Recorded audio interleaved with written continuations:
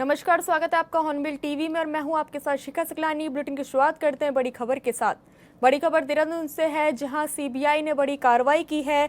BRO से जुड़े कथित भ्रष्टाचार मामले में सीबीआई की बड़ी कार्रवाई।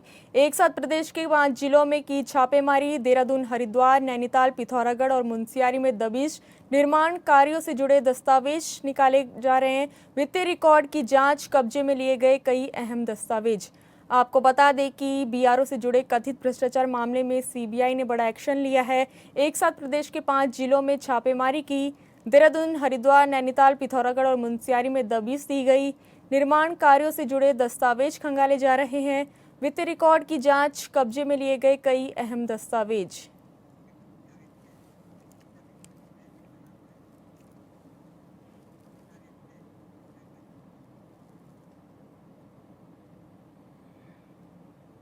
इस खबर पर ज्यादा जानकारी के लिए संवाददाता योगेश आर्य हमारे साथ जुड़ चुके हैं। योगेश, बीआरओ के भ्रष्टाचार मामले को लेकर सीबीआई ने बड़ा एक्शन लिया है, कई ठिकानों पर छापेमारी की है। ऐसे में क्या कुछ ये पूरा मामला है? कथित भ्रष्टाचार मामले में सीबीआई की जो बड़ी कार्रवाई है वो देखने को मिली है। उत्तराखंड के 5 जिलों में एक साथ छापेमारी के द्वारा की गई है। देहरादून, हरिद्वार, नैनीताल, पिथौरागढ़ और मुनस्यारी में दबिश जो है उनके द्वारा दी गई है। निर्माण कार्यों से जुड़े दस्तावेज, वित्तीय रिकॉर्ड, इलेक्ट्रॉनिक उपकरण।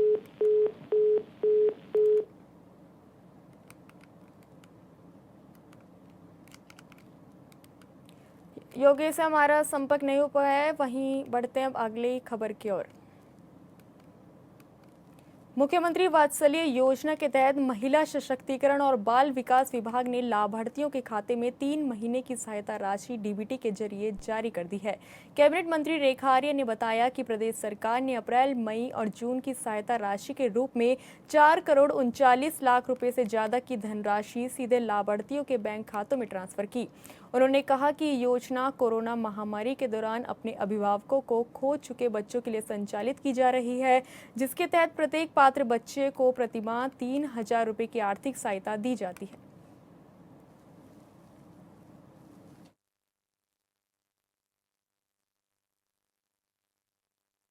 वात्सल्य योजना के हमारे जो लाभार्थी बच्चे हैं, जो हमारे कोविड में विशेषतः जिनके अभिभावक नहीं रहे अथवा अभिभावक में से एक कमाऊ सदस्य नहीं रहा, ऐसे बच्चों को हम लोग लगातार निर्बाध तरीके से धामी जी के नेतृत्व में, धामी जी के आशीर्वाद के साथ में निश्चित रूप से उनको जो धनराशि 3,000 रुपये प्रति बच्चा हम लोग देते आए हैं, आज उसी क्रम को आगे बढ़ाया गया है और विगत 3 माह यानी कि अप्रैल, मई, जून 3 माह का जो है धनराशि लगभग 4 करोड़ से अधिक धनराशि जो है आज उनके खातों में डीबीटी की है।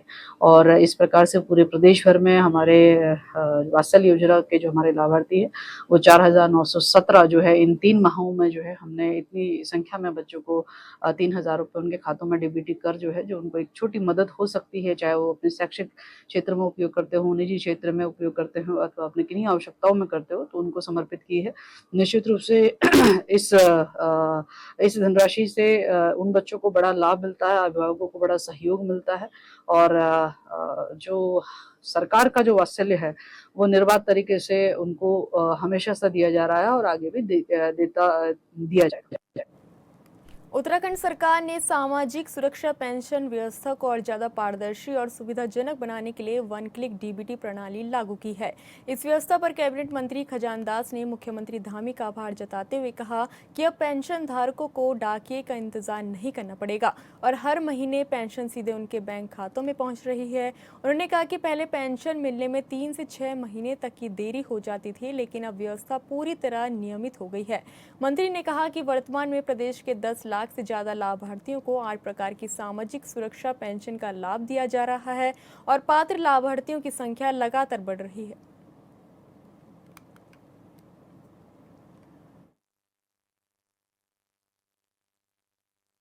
मैं सबसे पहले माननीय मुख्यमंत्री पुष्कर सिंह धामी जी को बहुत बहुत बधाई देना चाहूँगा कि 1 क्लिक के माध्यम से पेंशन खातेदारों के खातों में पेंशन जाएगी और ये 2-3 महीने से ये कार्य चल रहा है।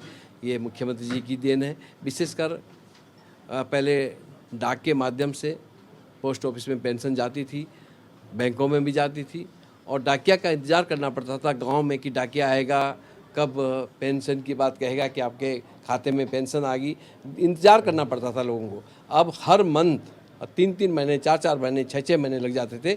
आज हर मंथ में पेंशन जा रही है और हम इस समय 10 लाख से अधिक लोगों को पेंशन दे रहे हैं और 8 प्रकार की पेंशन हम दे रहे हैं। अब विशेषकर मैं ये भी कहना चाहूँगा कि अब इसकी संख्या तो बढ़ती जा रही है, हर महीने बढ़ेगी।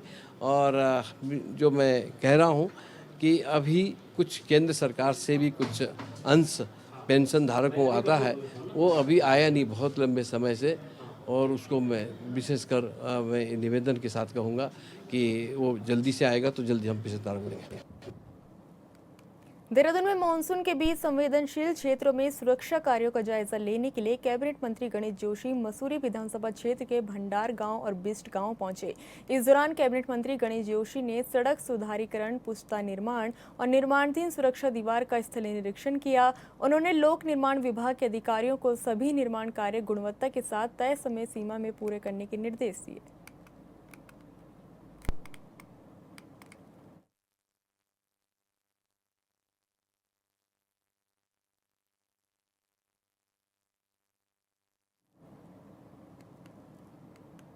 उत्तराखंड की राजनीति में अब चुनावी हलचल तेज होने लगी है। जनता के बीच अपनी पकड़ मजबूत करने के लिए बीजेपी 4 जुलाई से राज्यव्यापी अभियान जन जन की सरकार, जन जन के द्वार की शुरुआत कर चुकी है। इस अभियान के जरिए सरकार की उपलब्धियां घर घर पहुंचाई जा रही हैं और लोगों से सीधा संवाद भी किया जा रहा है।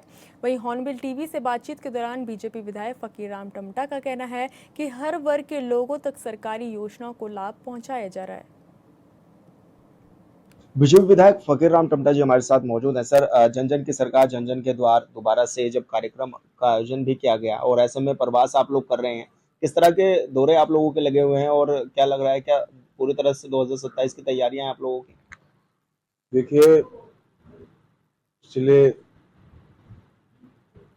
विगत वर्ष में जन जन की सरकार जन जन के द्वार कार्यक्रम जो चला था, उससे क्या होता है कि लोगों का जो काम है और उनके न्याय पंचायत स्तर पर ही हल हो जाता है। उससे लोगों का बहुत बड़ा फायदा है। इसलिए हमारी सरकार जो है वचनबद्ध है। जनता ने हमारी सरकार को चुन के दिया। हमारा कर्तव्य है कि हम उस जनता के पास जाएं और उनकी समस्याओं का समाधान वहीं पर निकालें। मुख्यमंत्री पुष्कर सिंह धामी ने 5 साल का कार्यकाल पूरा किया और सबसे लंबे कार्यकाल वाले मुख्यमंत्री भी बने। उसको लेकर के क्या कुछ कहना है, किस तरह आप उनके फैसलों को भी देखते हैं? देखिए, माननीय मुख्यमंत्री जी हमारे धाकड़ धामी ऐसा नहीं कहा गया। कहीं न कहीं उनके अंदर एक धाकड़पन तो है, ऐसी बात नहीं है। जो भी प्रदेश के हित में निर्णय लेने होते हैं, वो निर्णय बिल्कुल एक निर्भीक होकर के वो निर्णय लेने में सक्षम है। वो बहुत बड़ी ताकत है कि जो अपने आप में वो निर्णय लेते हैं। इसलिए मुख्यमंत्री जी का बहुत अच्छा कार्यकाल रहा है। एक से एक ऐतिहासिक निर्णय ले लिए। हर किसी को ऐसी हिम्मत ही नहीं होती है। इसी कानून जैसा यहाँ पर प्रदेश में लागू करने वाला पहला प्रदेश हमारा है और उसके ऊपर भी अभी कई ऐसे कानून उन्होंने बनाए हैं, कैसे ऐसे निर्णय लिए हैं जो लोग उसकी सराहना भी कर रहे हैं। जी, तो आने वाले समय के लिए क्या मानते हैं आप, 2027 में कैसा परफॉर्मेंस रहने वाला है बीजेपी का? देखिए, इस समय चाहे वो केंद्रीय योजना हो या प्रदेश की योजनाएं हैं, आज की डेट में हमारे प्रदेश की ही योजना मैं बताऊं आपको, ये वृद्धावस्था पेंशन जो है पति पत्नी को 1500 रुपए हम देने का काम कर रहे हैं। यानी कि एक घर में 2 बुजुर्ग हैं, 3000 रुपए उनके खाते में वो आ रहा है, 500 रुपए किसान पेंशन आ रही है, 3500 रुपए उनके खाते में आ जा रहा है सीधे सीधे। तो बहुत बड़ी बात है। 2 बुजुर्गों के लिए 3500 रुपए का सहारा कम नहीं होता है और ऊपर से राशन उनको फ्री मिल रहा। तो आप बताइए, क्या उनका राशन जब फ्री है तो एक 3500 रुपए उनके खाते में आ गए, तेल सब्जी वगैरह का खर्चा उनका चल जाता है। बहुत बड़ी बात है। धन्यवाद सर, हमसे बातचीत करने के लिए। फकीर राम टमटा जी हमारे साथ थे, जो कि तमाम विषयों पर हमारे साथ बातचीत कर रहे थे। हॉर्नबिल टीवी के लिए देहरादून से विशाल। उत्तराखंड में बीजेपी का संगठनात्मक प्रवास कार्यक्रम लगातार जारी है। इस अभियान के तहत पार्टी के जनप्रतिनिधि बूथ स्तर तक कार्यकर्ता और आम जनता के बीच पहुंचकर संवाद कर रहे हैं। इसी कार्यक्रम को लेकर गंगोलीहाट से बीजेपी विधायक फकीराम टमटा ने कहा कि बीजेपी में विधायक बनने के बाद भी सबसे पहले कार्यकर्ता होने का भाव रहता है। उन्होंने कहा कि प्रवास कार्यक्रम के दौरान जनप्रतिनिधि गांव-गांव में रुककर आम लोगों से मिलते हैं, उनकी समस्याएं सुनते हैं और कार्यकर्ताओं के साथ जमीन पर बैठकर संगठन को मजबूत करने का काम करते हैं। उन्होंने कहा कि बीजेपी का प्रत्येक कार्यकर्ता सादगी के साथ जनता के बीच रहकर सेवा करने की भावना से काम करता है।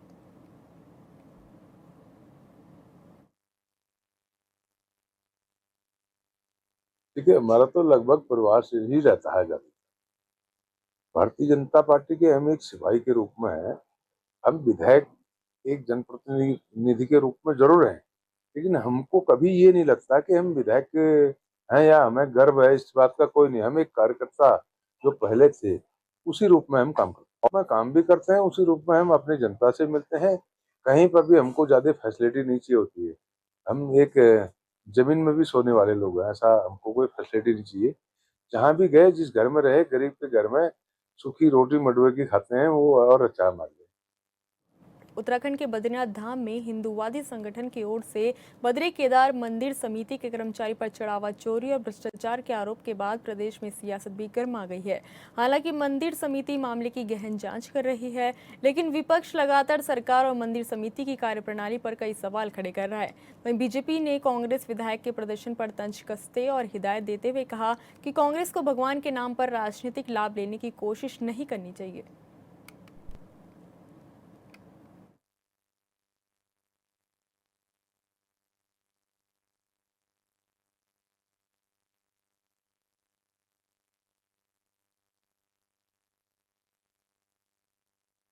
देखिए, सब जानते हैं कि लखपत बुटोला हो चाहे कांग्रेस के कोई भी नेता हो, केवल और केवल राजनीति कर रहे हैं। इन लोगों का जो रामद्रोह में जिनका जीवन बीता, कष्ट कभी जिन्होंने सहे नहीं, जो रघुवर पर क्या बोले, जो सगे बाप के रहे नहीं, ये लोग क्या हमें जो है राम मंदिर के विषय में बताएंगे? ये वही लोग हैं जिन्होंने राम के अस्तित्व पर सवाल उठाया था। ये वही विपक्ष है जिन्होंने सुप्रीम कोर्ट में हलफनामा देकर कहा था कि राम काल्पनिक हैं। लखपत बुटोला याद कर लें, आप उसी पार्टी के विधायक हैं जिसने कपिल सिब्बल जैसे जो है अपने वरिष्ठ नेता को, जो एक वकील भी हैं, सुप्रीम कोर्ट में राम मंदिर के निर्माण के खिलाफ खड़ा किया था। लखपत बुटोला उस वक्त कहां चले गए थे? कांग्रेस उस वक्त कहां चले गई थी जब रामलला टेंट में थे? उनको टेंट से भव्य मंदिर तक लाने का काम भारतीय जनता पार्टी ने किया। और हाँ, ये चंदे चोरी वाली बात भी जो है, उसमें भी जो भी दोषी होगा उसके खिलाफ सख्त से सख्त कार्रवाई होगी और उसको अंजाम तक पहुंचाया जाएगा। कांग्रेस इसकी फिक्र न करे और राजनीतिक लाभ लेने का प्रयास न करे। राम के विरुद्ध खड़े होकर पूरे देश से कांग्रेस का अस्तित्व मिट गया है। जो बचा कुचा अस्तित्व है वो भी अब मिट जाएगा अगर वो राम पर फिर से राजनीति करेंगे। उत्तरकाशी के भटवाड़ी ब्लॉक की 80 गंगा घाटी में पशुपालकों की करीब 300 बकरियों की मौत हो गई, जबकि लगभग 250 बकरियां लापता बताई जा रही है। स्थानीय स्तर पर आशंका जताई जा रही है कि ये घटना आकाशीय बिजली गिरने के कारण हुई। हालांकि अभी तक प्रशासन या पशुपालन विभाग की ओर से इसकी आधिकारिक पुष्टि नहीं हुई है। वहीं पीड़ितों ने प्रशासन से नुकसान का आकलन और सहायता की मांग की जा रही है। आपको बता दें कि उत्तरकाशी के भटवाड़ी में आकाशीय बिजली गिरने से कई बकरियों की मौत हो गई है। वहीं पीड़ितों ने प्रशासन से नुकसान के मुआवजे की मांग की 12-1 बजे करीबन आपदा की चपेट में आने से बिजली गिरने से मेरा बहुत ज़्यादा नुकसान हो गया। इधर देख रहे हैं आप लोग, ये तो यहाँ पे मर रखे हैं, बाकी आगे पता नहीं कहाँ तक नुकसान हो रखा है।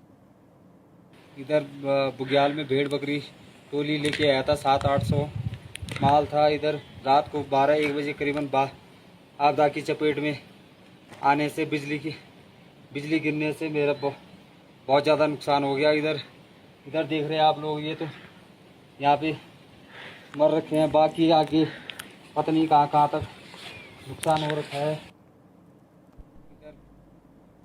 इस खबर पर ज्यादा जानकारी के लिए संवाददाता दीपक नौटियाल हमारे साथ जुड़ चुके हैं। दीपक, उत्तरकाशी के भटवाड़ी में आकाशीय बिजली गिरने से 300 बकरियों की मौत हो गई, ऐसे में पीड़ितों ने सरकार से मदद की गुहार लगाई है। रात को ये जो बकरी जो पालक है अपनी बकरियों को लेकर जो है ये टोटी ट्रक है, उस मार्ग से जो बकरियां लेके जो है दयारा वो गैल के लिए निकला था, लेकिन रात को जिस प्रकार से बिजली गिरने के कारण जो है लगभग इससे जो सैकड़ों जो है बकरियां जो है उनकी जो है मौत हो गई। कई बकरियां अभी जो है मिसिंग भी चल रही है और जो है इसको लगभग जो है बहुत बड़ा जो है नुकसान जो है भेड़ पालकों को हुआ है। दीपक, हमारे साथ जुड़ने और तमाम जानकारी साझा करने के लिए धन्यवाद। खबर थराली से है, जहां नारायणबगड़ विकासखंड सभागार में जन जन की सरकार जन जन के द्वार कार्यक्रम के साथ ही तहसील दिवस का भी आयोजन किया गया। जिलाधिकारी चमोली गौरव कुमार की अध्यक्षता में आयोजित इस शिविर में ब्लॉक प्रमुख नारायणबगड़ गणेश चंदोला, नगर पालिका अध्यक्ष कर्णप्रयाग गणेश चंदोला और विभिन्न विभागों के विभाग अध्यक्षों की मौजूदगी में कुल 127 शिकायतें दर्ज की गई। अधिकांश शिकायतों का मौके पर ही निस्तारण किया गया। वहीं अन्य शिकायतों के लिए जिलाधिकारी चमोली ने संबंधित विभागों के विभाग अध्यक्षों को त्वरित समाधान के निर्देश दिए।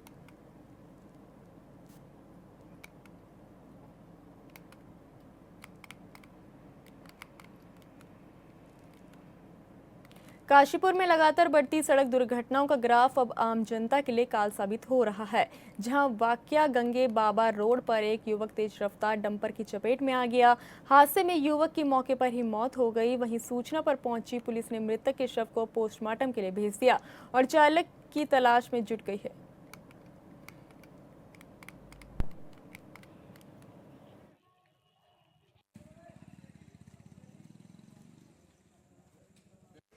बाइक सवार पे था, डंपर वाले डंपर साइड मारी तो नीचे गिर गया, उसका इंतकाल हो गया। क्या नाम है लड़के का? अभिषेक। कहाँ के रहने वाले हैं? काशीपुर। घटना कहाँ हुई थी? गंगवावा रोड पर। नशा तस्करी रोकने के हरिद्वार कप्तान नवनीत सिंह के निर्देश पर कार्रवाई की जा रही है। इसी क्रम में कोतवाली गंगनहर पुलिस ने एक संदिग्ध को 980 ग्राम हेरोइन बरामद के साथ पकड़ा, जिसकी बाजार में लगभग 2 करोड़ रुपए बताई जा रही है। पूछताछ में आरोपी ने बताया कि वो पंजाब से किसी नशा तस्कर से उपरोक्त अवैध हेरोइन को खरीदकर रुड़की में बेचने लाया था।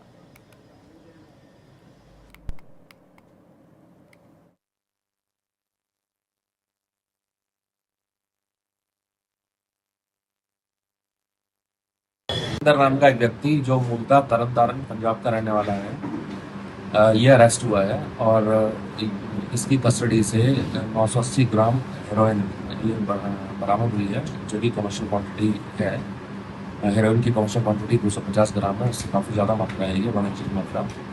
और इससे अभी ज्वाइंट इंटरोगेशन और एजेंसी के साथ हमारा चल रहा है और इसमें एनडीपीएस का केस रजिस्टर कर दिया है। और चूँकि ये बड़ा प्रकरण है और इसमें काफ़ी दिनों से गंगनहर पुलिस लगी हुई थी, उसमें क्षेत्राधिकारी रुड़की और एसपी आरई के नेतृत्व में टीम ने बड़ा अच्छा काम किया है, रिकवरी करी है। तो इसमें अरेस्टेड हुई है और इससे संबंधित जो भी व्यक्ति होंगे जिनसे लेके आया है या फार्मर लिंकेजेस जहाँ बेच जा रहा था, उस संबंध में पूछताछ करी हुई है और फिलहाल इसको जुडिशियल कस्टडी में भेजा जा रहा है और जो भी प्रोग्रेस होगी।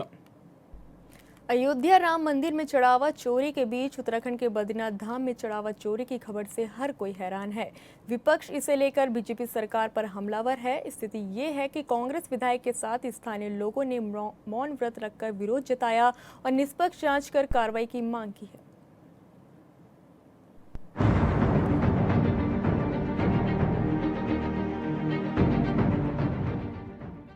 बैकुंठ श्री बद्रीनाथ धाम में कथित चढ़ावा और दान चोरी का मामला अब सियासी रंग लेता जा रहा है। मामले की निष्पक्ष जांच और दोषियों पर कड़ी कार्रवाई की मांग को लेकर कांग्रेस विधायक लखपत सिंह बुटोला, ब्लॉक प्रमुख ज्योतिर्मठ अनूप नेगी और कांग्रेस कार्यकर्ताओं ने मंदिर के सिंह द्वार के बाहर मौन व्रत पर बैठकर विरोध जताया है। कांग्रेस का आरोप है कि पूरे मामले को दबाने की कोशिश की जा रही है, जबकि प्रशासन निष्पक्ष जाँच की बात कर रहा है। साथियों, जिस तौर से इसे साक्षात बैकुंठ धाम आपने देखा होगा पिछले कुछ दिनों से हमारी आस्था को, हमारे नारायण की इस पवित्रता को, हमारी जो ईश्वर प्रेम है उस प्रेम को जो धक्का यहाँ के कुछ लोगों ने लगाया है, जो विशेषकर सरकार के सहयोग इस दौर का भ्रष्टाचार हमारी आस्था के साथ हो रहा है, जिससे सनातन संस्कृति के मानने वाले लोगों को भी इनकी वजह से दुख झेलना पड़ रहा है, पीड़ा झेलनी पड़ रही है। ये अपने आप में बहुत चिंताजनक है। आत्म मंथन की जरूरत है। प्रदर्शनकारियों की मांग है कि पूरे मामले की निष्पक्ष और पारदर्शी जांच कराई जाए और अगर इसमें किसी की भूमिका सामने आती है तो उसके खिलाफ सख्त कार्रवाई की जाए। कांग्रेस नेताओं का आरोप है कि मामले को दबाने की कोशिश की जा रही है और सच सामने लाने की बजाय लीपापोती की जा रही है। सरकार ने पहले अयोध्या के अंदर, उसके बाद केदारनाथ के अंदर आपने देखा होगा, केदारनाथ के बाद आपने बरसी बद्रीनाथ में देख रहे होंगे, लगातार मंदिरों के अंदर, मंदिरों के प्रांगण में जो भ्रष्टाचार हो ही नहीं नदी में, और ऐसे श्री वैकुंठ धाम में भी भ्रष्टाचार व्याप्त है और इसमें सरकार किस है? सरकार के देख रेख में पूरा काम हो रहा है और ये जो लूट हमारे आस्था के साथ किया जा रहा है। कांग्रेस का कहना है कि आस्था से जुड़े इस मामले में किसी भी तरह की लापरवाही या अनियमितता जनता के विश्वास को प्रभावित करती है, इसलिए जांच ऐसी होनी चाहिए जिस पर सभी पक्षों को भरोसा हो और दोषियों को कानून के मुताबिक सजा मिले। कांग्रेस के राष्ट्रीय प्रवक्ता ने भी प्रेस कॉन्फ्रेंस कर कई सवाल उठाए। जो नारायण में भरोसा रखते हैं, पूरे देश विदेश के लोगों को कहना चाहता हूँ, ऐसे ठगों से बचिए जो आस्था के नाम पे अंधविश्वास फैला करके भ्रष्टाचार में हमारी संस्कृति को डालने का काम करें। इन लोगों से सतर्क रहिए और इसकी जांच होनी चाहिए और इस जांच में केवल छोटे कर्मचारियों को ही न पकड़ा जाए, इसमें जो बड़े बड़े गगाड़ बैठे हुए हैं, जो सरकार के बड़े बड़े पदों पे बैठाए हुए हैं, उन पे भी जांच हो और उनको भी कठोर सजा मिले। वहीं इसी मामले में बद्रीनाथ केदारनाथ मंदिर समिति यानी BKTC और संबंधित प्रशासनिक अधिकारियों का कहना है कि जो भी तथ्य सामने आएंगे उनके आधार पर नियमानुसार कार्रवाई की जाएगी। मामले की जांच प्रक्रिया जारी है। गठित कमेटी मामले की जांच कर रही है। जल्द ही सच्चाई सामने आएगी। मंदिर की चढ़ावा चोरी को लेकर लोगों में भारी आक्रोश है। जो विगत दिनों में जो बद्रीनाथ की भूमि में, बद्रीनाथ मंदिर परिसर में जो भ्रष्टाचार का मामला सामने आया है, जो प्रकरण सामने आया है, इसके विरोध में माननीय विधायक जी और हम सभी हम यहाँ के लोकल और हमारे तमाम समाज सेवीगण इस घटना का विरोध करते हैं। मांग करते हैं कि इसमें निष्पक्ष जांच होनी चाहिए जो भी दोषी है, और निश्चित रूप से माननीय विधायक जी के आदेशानुसार हम सब लोग यहाँ पे मौन धरने पे, माननीय विधायक जी 8 बजे से मौन धरने बैठ गए हैं। 8 से 9 बजे तक हमारा ये मौन धरना चलेगा और नैतिकता BKTC के अध्यक्ष को और उनकी जो इस घटना में संलिप्त हैं, उन लोगों को नैतिकता के आधार पर इस्तीफा देना चाहिए। श्री बद्रीनाथ धाम जैसे आस्था के सबसे बड़े केंद्रों में कथित चढ़ावा और दान चोरी का मामला अब जांच के साथ साथ राजनीतिक बहस का विषय बन गया है। अब सभी की नजर इस बात पर है कि जांच किस निष्कर्ष पर पहुंचती है और क्या दोषियों के खिलाफ ठोस कार्रवाई होती है। Bureau report, hornbill TV.